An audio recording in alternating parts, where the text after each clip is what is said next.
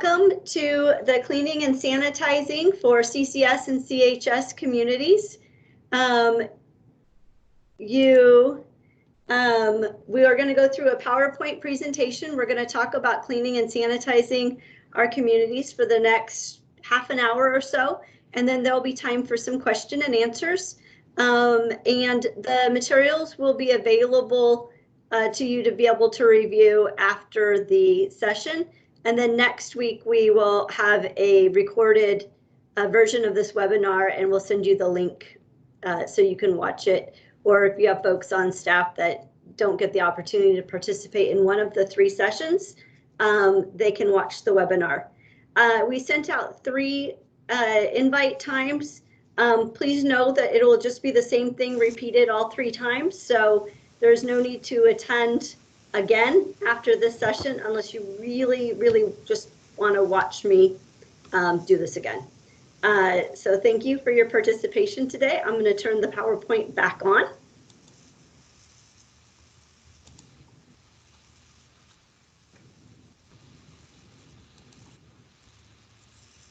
We at CHS and CCS provide clean, safe, healthy homes for vulnerable people. We have beautiful buildings and great locations. Many of our clients are members of vulnerable populations and are at increased risk of serious illness if they contract the COVID-19 virus.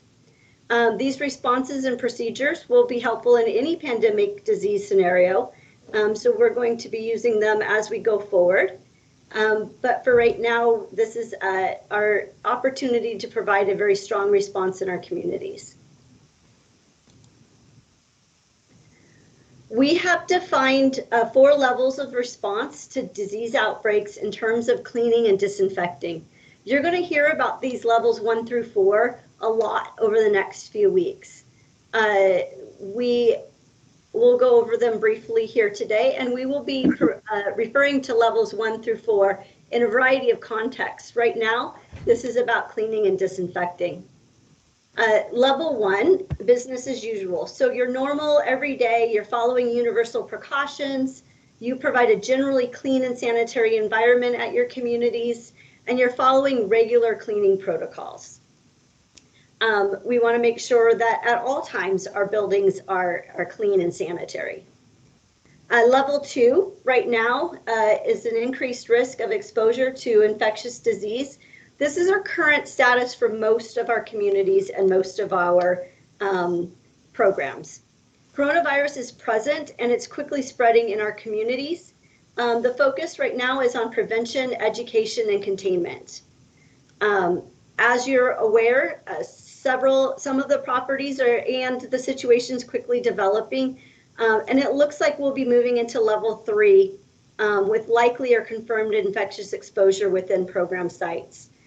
We have a couple locations that may already be considered level 3. Level 4 will be if there's a significant illness within the program site. We may determine that there would be closures. We will be working very closely with public health departments for your communities to determine when this would occur. A level 4 response is much more when there's confirmed cases. Many of your community members have exhibited significant illness. Right now, again, we are operating at level 2. And some programs are operating at level 3, and going into the next week or so, it's likely that many of our sites will get to a level 3 response. So we have 3 basic processes to our response procedures. We will be discussing cleaning, sanitizing, and disinfecting. They're very different processes, but there's a lot of overlap between the 2 of them.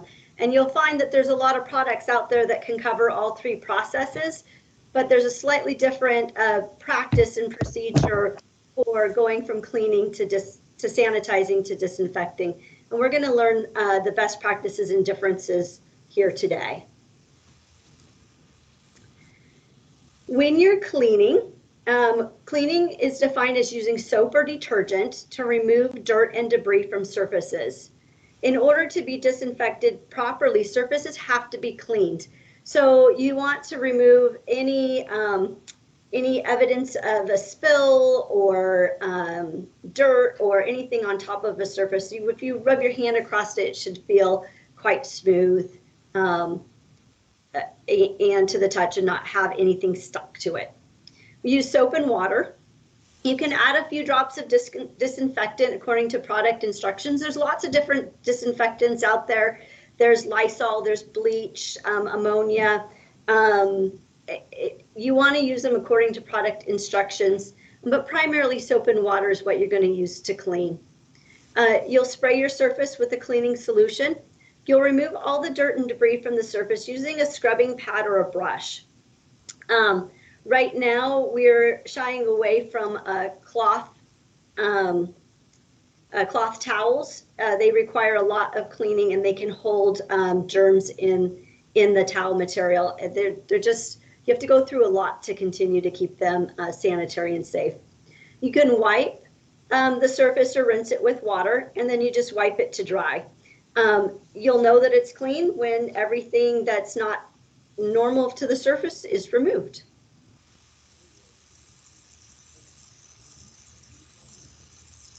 Sanitizing is the next step. It's meant to reduce, but not necessarily eliminate the occurrence and growth of germs on surfaces. So you're going to use a light bleach solution. You're going to wet the surface with the solution and let it sit about a minute, and then you would dry it with a paper towel. Sanitizing is providing a sanitizing material. It's a lot less of a concentration than you'll see when we get to disinfecting. It's approximately a quarter cup of bleach to a gallon of water will provide a sanitizing solution.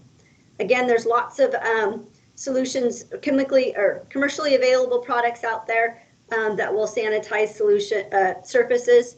You can check what you have, just read the labels very carefully.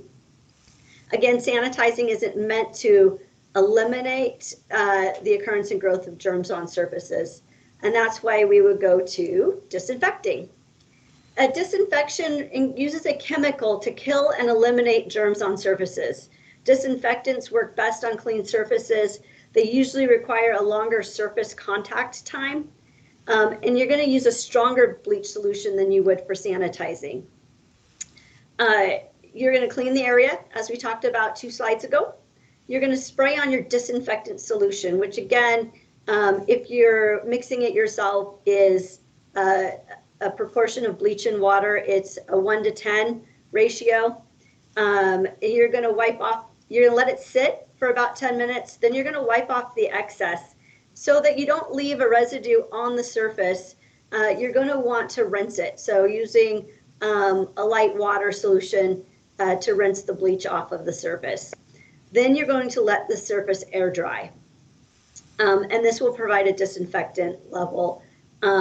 Again, it will take a little bit longer than a sanitizing solution, a little stronger solution for disinfecting. Again, if you're using a chemical commercial product, then you want to make sure that on the label it says disinfection. We have a list of products that are approved to remove or to eliminate COVID-19 attached to the cleaning plan that was sent out with the invitation for this meeting. So please refer to that. Those are from the EPA and are approved products. Disinfectant wipes are easy and handy to use for disinfecting. They're effective if you use them properly and you dispose of them properly. So what you want to do is you want to take the first wipe and you're going to wipe to clean the surface. You're going to throw away that wipe and you're going to grab a second wipe and you're going to wipe that surface down to disinfect it.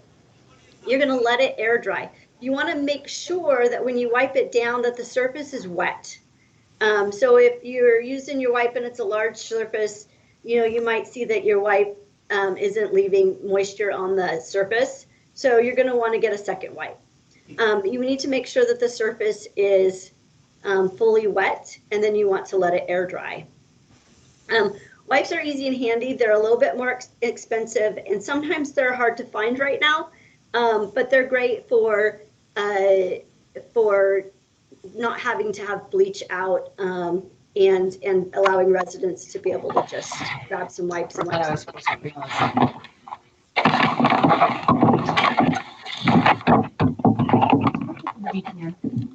So there's a variety of surfaces we're going to run into. We're going to run into hard surfaces such as floors, countertops, or windows. And the process for cleaning a hard surface is a little bit different than cleaning a soft surface such as a carpet or a chair cushion. Yeah, look at the email. Please mute yourself. Yeah. Thank you. So for hard surfaces, you're going to scrub down the surface with soapy water containing a light disinfectant, and you're going to use a scrubbing pad or brush like we talked about just previously. You're going to mop floors with a bleach and water solution in disinfectant proportions. You can use a steam cleaner to loosen and remove and sanitize. It's recommended if you have one. Once the area is clean and free of debris, disinfection can occur. You're going to spray down the surface with a disinfecting bleach solution, let it sit for 10 minutes, wipe or rinse with sanitizing bleach water, and then wipe with paper towels to dry, or you can let it air dry. We went over this in the last couple slides, but it helps to reinforce it. For porous or soft surfaces, a little bit more tricky. Cushions or rugs, if you use your bleach solution, you're going to discolor them. So you're going to want to wipe them down with soapy water. You're going to spray it with a disinfectant spray. We'll talk about that in a moment, until it's wet, and then let it dry. So you're going to want to make sure nobody comes and sits down in that chair that you just disinfected. You can use color safe bleach mixed with hot water in the proportions listed for disinfecting. Color safe bleach only works when it is mixed with the hot water. That's what triggers the chemicals to react. That said, color safe bleach isn't a good disinfectant if it's sat in a bottle longer than an hour or so. So once it cools down, you're going to want to replace the mixture with a new batch. A Lysol disinfecting spray is a really good product if you have it. Steam cleaning at 212 degrees is also an effective disinfectant process for porous surfaces such as cushions or rugs.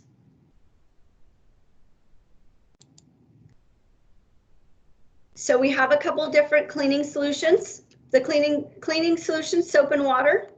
You can use bleach solution for the sanitizing and disinfecting for hard surfaces. You're going to use cool or room temperature water. You don't want to use cold water, and you don't want to use hot water. The bleach solution works really well when it's sort of at a medium cool to room temperature level. You need to mix it daily. The disinfecting and sanitizing bleach solution with standard bleach will remain active in a bottle, mixed in a bottle for about 24 hours. You want to make sure that you use proper proportions and that you use personal protective equipment. You don't want to spill bleach on your clothes or have it splash up into your face. So make sure you're wearing your goggles and personal protective equipment that will cover your clothes. Make sure that you label your containers. On the slide here, we've provided an example of a label. You're going to want to list the product name, how many parts you put of bleach with water, and you want to date it and time it so you make sure that you're replacing it at proper times. Also on the slide, there is a standard bleach label. You'll see that on the bleach label, there's two different types of bleach. There's a 5.25% bleach solution, and it varies depending on the brand that you get. But typically it goes 5.25% up to about 6%. There's a higher level, which is more of a commercial bleach, and you'll get that in proportions of 8.25% bleach. When you look at the label, you'll see where it says yields. This particular label is a 5.7%. Bleach is a 5.7% available chlorine.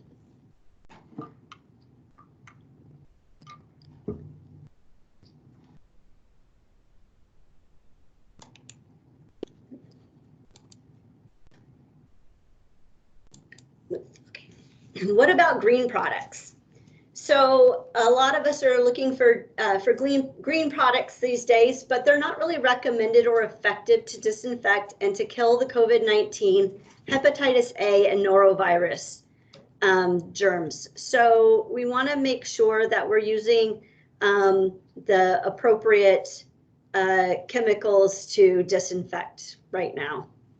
Hydrogen peroxide is known to be an effective product to use, but right now it's not listed on the listed as effective for COVID-19. So if you're going to use a commercially branded product that says hydrogen peroxide on it, if it specifies on the bottle that is used for cleaning and disinfectant, it could be fine. But as of right now, none of the hydrogen peroxide products are listed on the effective for COVID-19 list.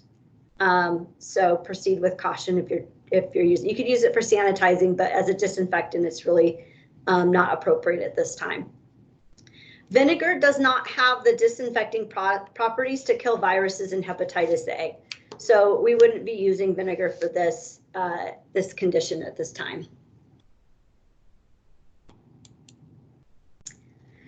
So how often do you want to clean? Well, we're going to use our checklist to help us clean. We're going to sanitize all of our workstations before each use. Y'all should have received the handy how to clean your workstation checklist earlier this week. High touch areas. High touch areas are your front door of your community room or your property. It's going to be the front desk, the countertop where everyone comes in. It's your telephone. It's things that people would regularly touch or have contact with as they walk through the main part of your building. I'm going to switch here to show you the checklist that we have. We've developed this cleaning checklist, cleaning log. And so here you have a list of high touch areas.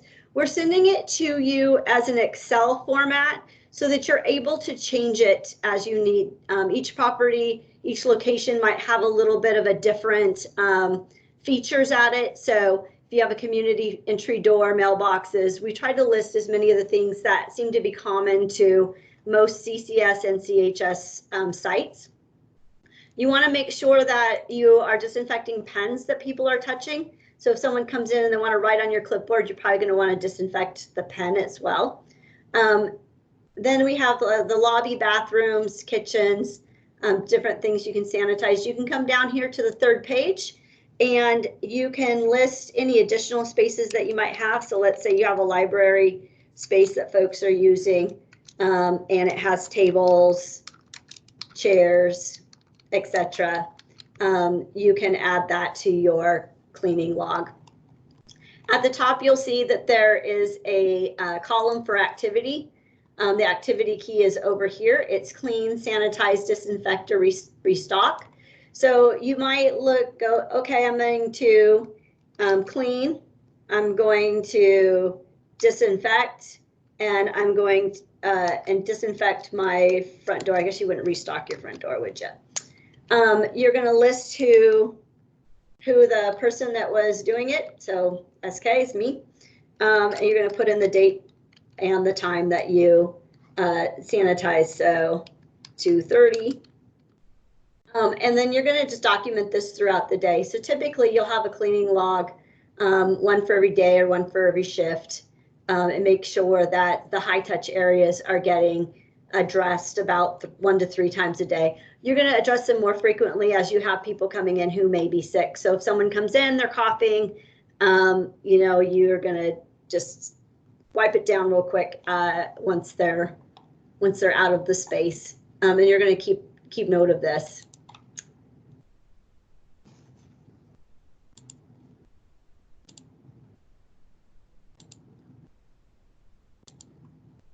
Back to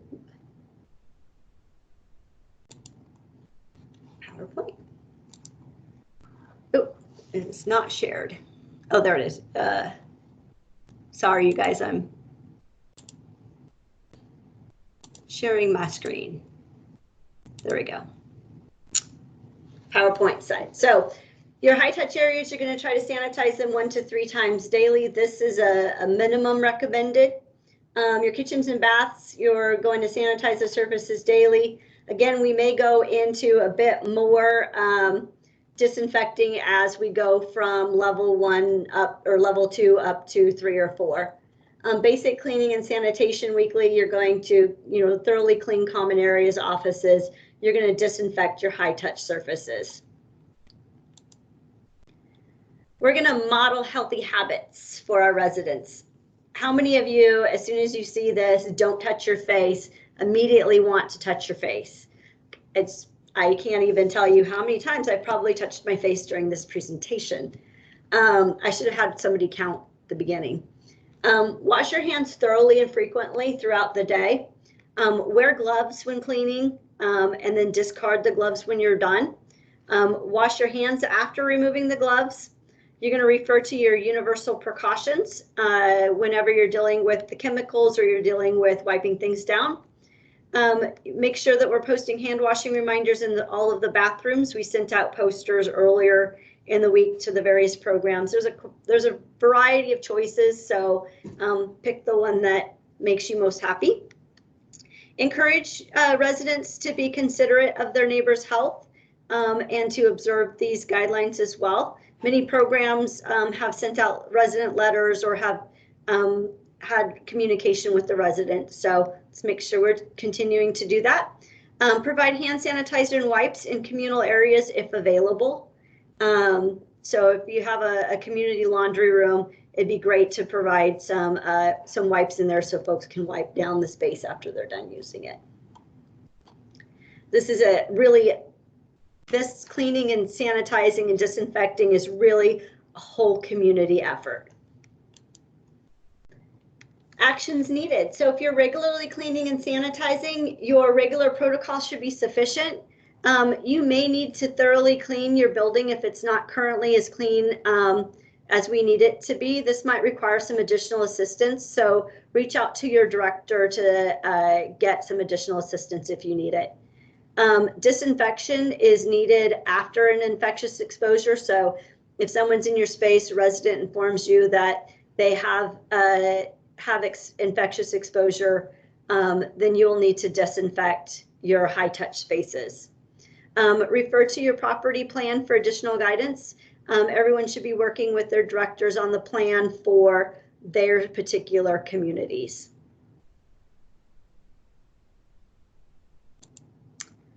So that is the end of my presentation. We have a question and answer time, and I'm going to pull up my screen here and look for the chat. All right.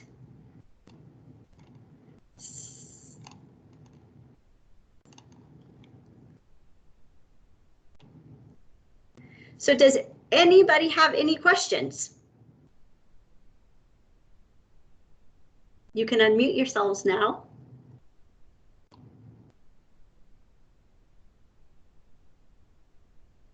Don't be shy. About the letter? Hi. Suzanne, hi. So we were talking about, this is Isabel and Susan from the Franciscan. Hi. And Susan has a concern in regards of the letter. It was dated 2 days ago. The one that we sent to the residents. Uh-huh. I will update the date and send it to you. I meant to make that a fillable form, so I will change that and send that back out. Okay, we didn't know if it was intentional to be the 11th or whether it needed to be updated. So thank you. Does anyone know how long after wiping down this keeps working? So typically the disinfectant, it kills the germs that are on the surface. So if someone comes along and touches it and puts germs back on the surface, there's going to be some residual protection, but not much. So if someone comes along and they're germy, you're probably going to want to wipe it down again after they step away.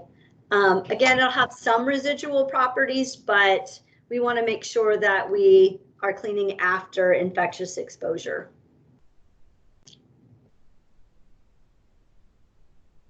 Hi, Susanna, it's Yesenia. I have a question.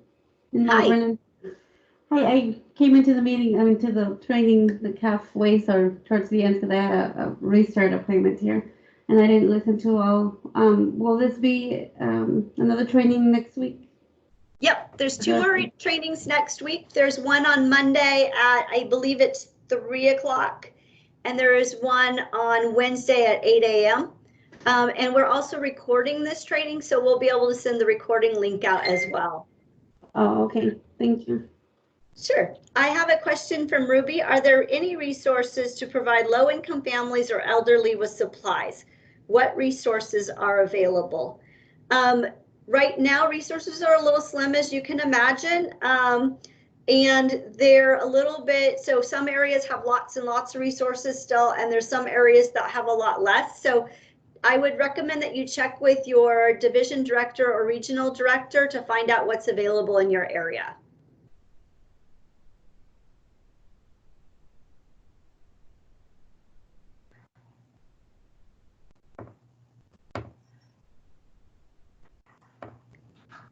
Other questions? So if there's not any other questions, I'm going to go ahead and end this training. If there's anything you need clarification on, if you want to give feedback on how I can present this to the other 2 groups a little better or more understandable, please feel free to email me and let me know. My email is suzannek@ccsww.org.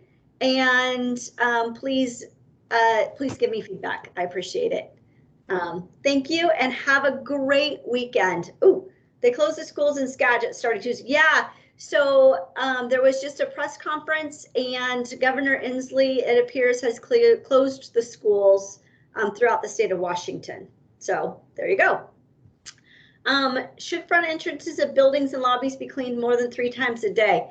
Yes, 3 times a day is kind of the minimum. You should probably, it depends on the exposure. So if someone's coming in and you're seeing a bunch of fingerprints, you're seeing people coughing, you're going to want to wipe them down possibly more than 3 times a day. You know, if you have a really busy building, a lot of times you're already cleaning them more than that. So, as you're just, it's going to depend on the traffic at your building. Okay, thank you all very much. I hope I got all your questions answered, and feel free to reach out and we'll get back to you. Thank you. Have a great weekend, guys. Thank you. Thank you, you too.